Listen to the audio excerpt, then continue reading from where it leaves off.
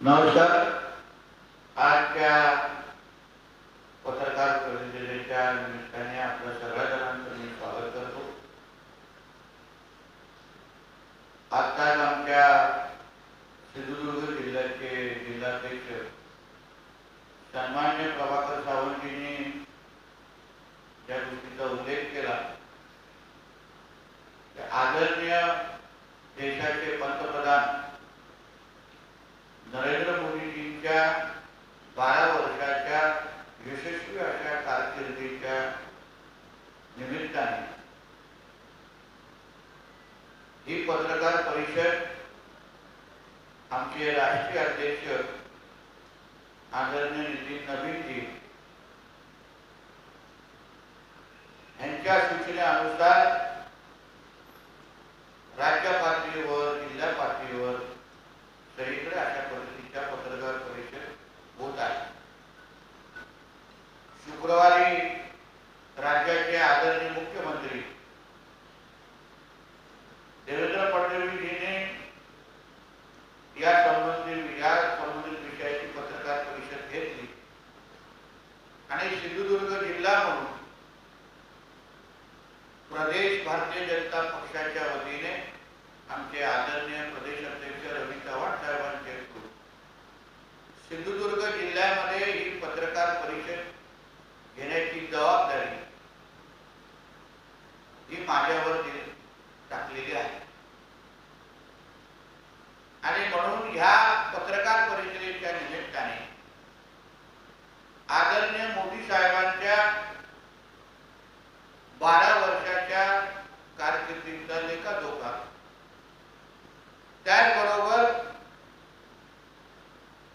पंतप्रधान म्हणून सर्वात जास्त दिवस या देशाची सेवा करण्याचा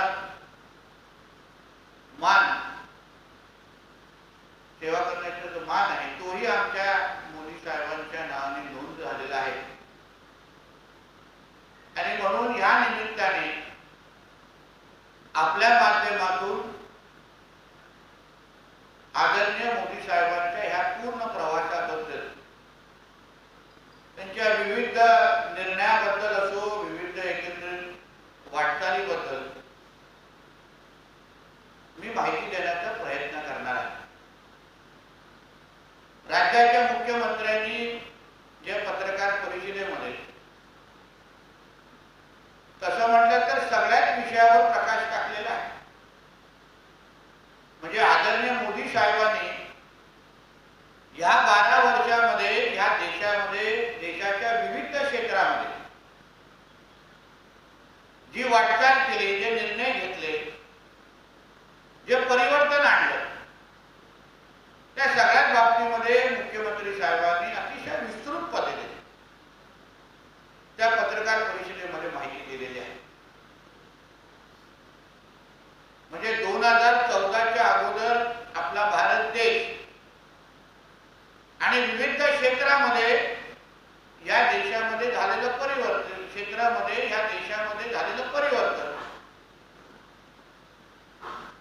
ह्याचा अनुभव आपण पत्रकार असाल, राजकीय पक्षाचे कार्यकर्ते असाल, उद्योजक असाल, पण त्याच्या अगोदर या देशाचे नागरिक म्हणून आपल्याला निश्चित पद्धतीने फरक जाणवला असेल.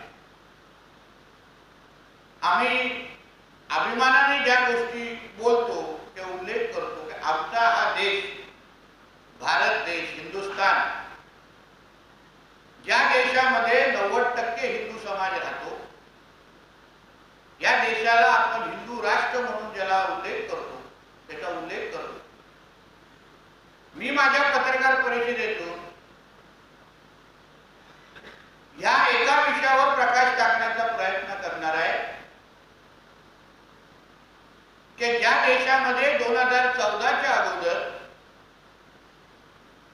गर्व से कहो हम हिंदू है हे बोलायला ज्या गोष्टी आपल्याला भीती वाटायची, कुठलाही आपले सणासुदीवर सर्रास पद्धतीने बंदी घातली जायची, हिंदू म्हणून ओळख आपण सांगायची का, याही बाबतीमध्ये चर्चा व्हायची, भीती पसरायची.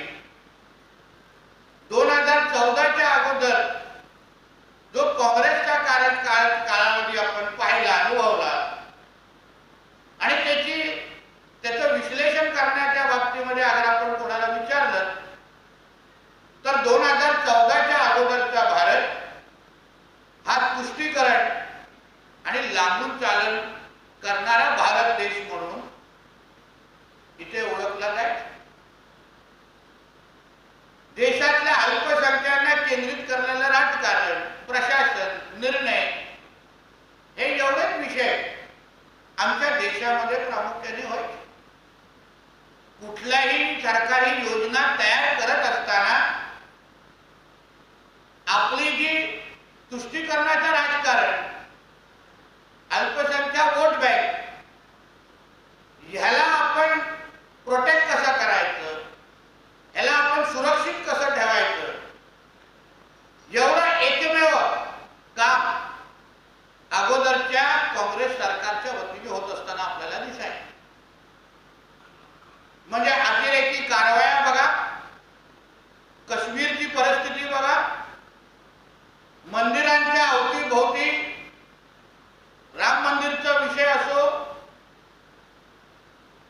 किंवा देशातला राहणारा हिंदू समाज स्वतःला जे असुरक्षिततेची भावना 2014च्या अगोदर जे त्यांच्या मनामध्ये असायची, त्या बाबतीचे असंख्य उदाहरणं, अनुभव आपल्याला ह्या निमित्ताने ऐकायलाही मिळतील आणि आपल्याला अनुभवायला येईल.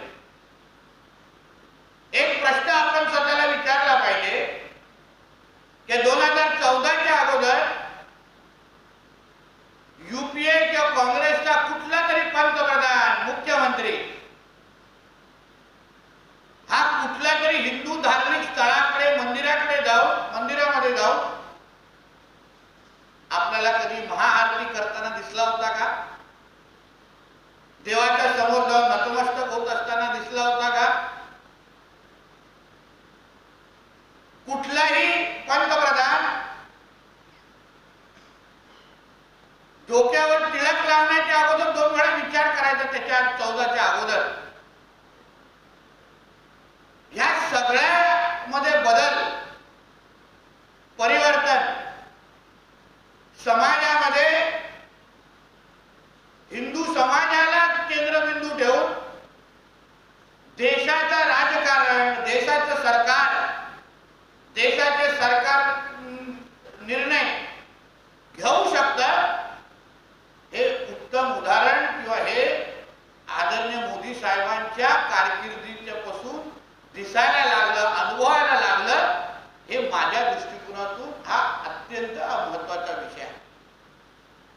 आज 14च्या नंतर झालेल्या प्रत्येक निर्णयामध्ये तुम्ही पहा, आतापर्यंत जो बहुसंख्य असलेला आपल्या देशामध्ये असलेला हिंदू समाज, ज्याच्याकडे कोण पाहायचं नाही, ज्याला केंद्रबिंदू ठेवून कोण निर्णय घ्यायचा नाही, देश, धर्म या तिन्ही मुद्द्याला कोणाला हात लावायचं पण भीती वाटायची. हिंदू समाजाच्या जवळ आम्ही गेलो तर असलेली आमच्या वोट बँक पॉलिटिक्सला धक्का लागू शकतो. हाच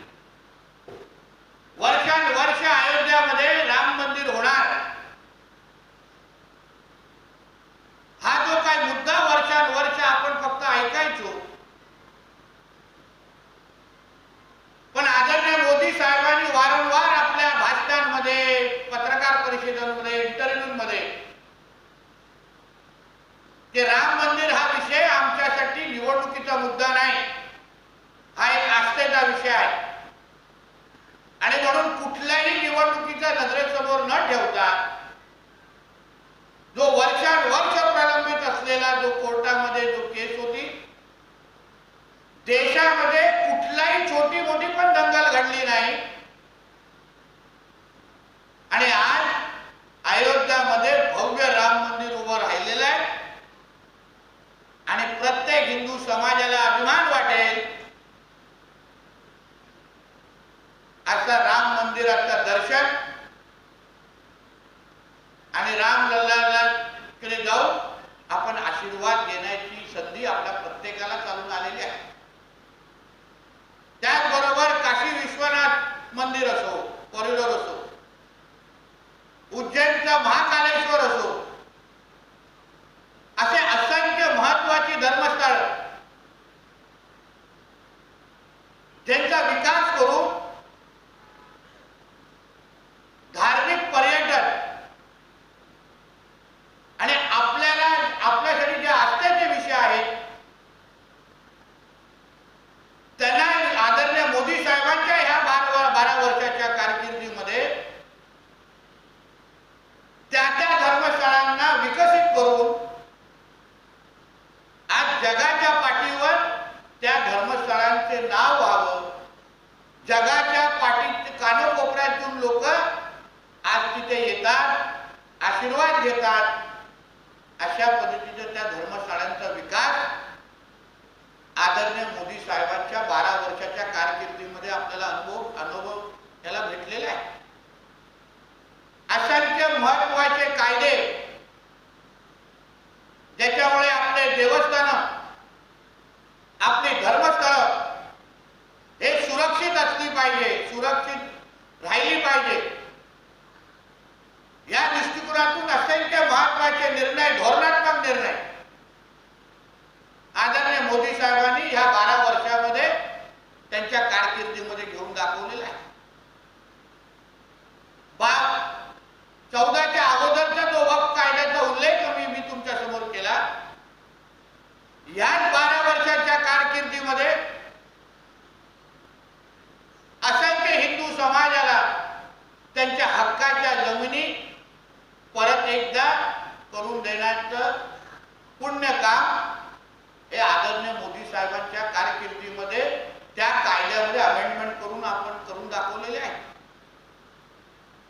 आता जे काही जमिनी जे हिंदू समाजाचे आहेत ते कोणच वक्फची भीती दाखवून बळकवून घेऊ शकत नाही, लँड जिहादच्या नावाने त्यांच्याकडून घेऊ शकत नाही. अशी ताकद या देशातल्या हिंदू समाजाला या आमच्या एनडीए प्रणित मोदी साहेबांच्या नेतृत्वात असलेल्या सरकारने मिळवून दिलेली आहे. अशा पद्धतीचे महत्वाकांक्षी निर्णय ज्याच्यामुळे हिंदू समाजाला खऱ्या अर्थाने ताकद देण्याचं काम आदरणीय मोदी साहेबांनी गेल्या 12 वर्षापासून केलेलं आहे.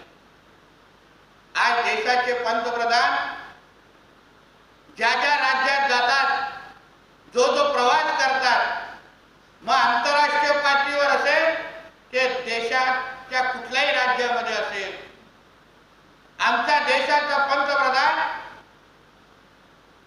स्वतः हिंदू असल्याची ओळख पुसत लपून ठेवत नाही आणि गर्वाने जाऊन त्या मंदिरात पूजा करत असताना आपल्याला दिसतात.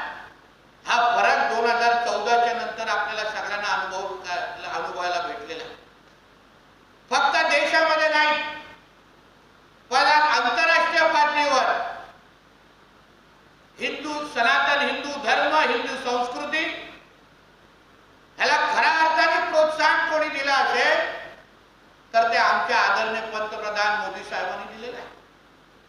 आज तुम्ही असंख्य राष्ट्रीय आंतरराष्ट्रीय पातळीवर जेव्हा अन्य देशांचे पंतप्रधान आणि राष्ट्रपती जेव्हा आपल्या देशामध्ये येतात किंवा आपले पंतप्रधान जेव्हा त्यांच्याकडे जातात तेव्हा नमस्कार करून एक दुसऱ्याचं स्वागत करतात.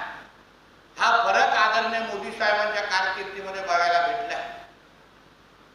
आता मोदी साहेब जेव्हा जेव्हा कुठल्याही राष्ट्रपतींना किंवा त्या देशाच्या प्रमुखांना भेटल्यानंतर हातात भगवद्गीता देण्याची प्रथा ही आमच्या मोदी साहेबांच्या कारकिर्दीमध्ये आम्हाला अनुभवायला भेटलेली आहे.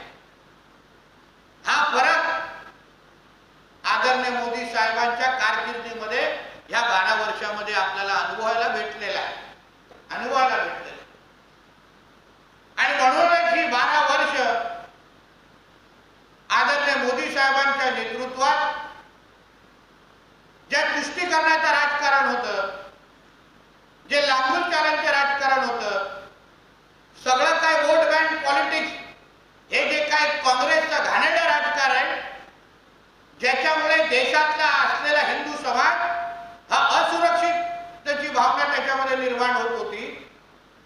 आमचा कोणच वाली नाही, हे जे काय 14 अगोदरची जी भावना होती, आज जे पश्चिम बंगालमध्ये आपण पाहतो, आज जे आसाममध्ये आपण पाहतो, असंख्य राज्यांमध्ये, महाराष्ट्रासारख्या राज्यामध्ये पाहतो, आज हिंदू समाज ही एक ताकद म्हणून, हक्काची वोट बँक म्हणून आज तयार झालेली आहे. आज आणि हिंदू समाजाला बाजूला ठेवून कोणीही साधा गावाचा सरपंच, आमदार, खासदार बनू शकत नाही. हे जे काय वातावरण आज जे काय देशामध्ये निर्माण झालंय, त्याचं सगळं श्रेय आमच्या आदरणीय पंतप्रधान मोदी साहेबांना आणि त्यांच्या 12 वर्षाच्या कारकिर्दीला आपण देऊ शकतो. पण त्याचबरोबर मी ह्याचाही उल्लेख करेन की या 12 वर्षामध्ये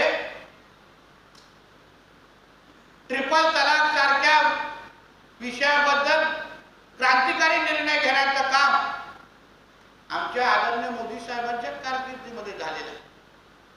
म्हणजे राष्ट्रभक्त मुसलमान जे ह्या राष्ट्रावर प्रेम करतात, जे ह्या तिरंग्याला आपला झेंडा ध्वज मांडतात, जे आमच्या समोर वंदे मातरम म्हणतात, त्या प्रत्येकाला तोच मान सन्मान देण्याचं काम आदरणीय मोदी साहेबांच्या कारकिर्दीमध्ये झालेलं आहे.